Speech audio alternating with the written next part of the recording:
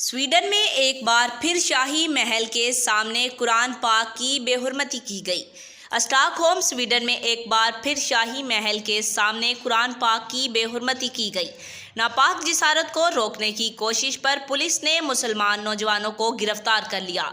तफसीलात के मुताबिक स्वीडन में एक बार फिर करोड़ों मुसलमानों के दिल आज़ारी करते हुए कुरान पाक की बेहुरमती की गई है।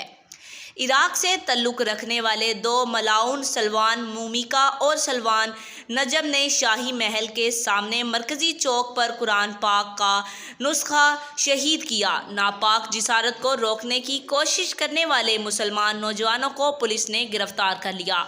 वाक़े के वक्त पुलिस की भारी नफरी मौजूद थी, जो वाक़े के खिलाफ एहतजाज करने वालों को रोकती रही।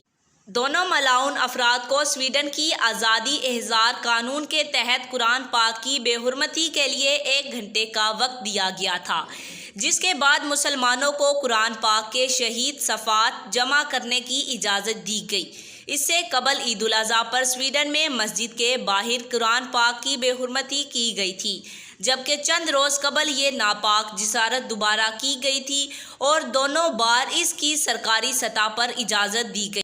स्वीडन में इस मलाउन हरकत पर आलमे इस्लाम में शदीद गम गुस्सा फैल गया था और मुस्लिम हुकूमतों की जानिब से सरकारी सतह पर एहतजाज के साथ दुनिया भर में मुसलमान सड़कों पर निकल आए थे।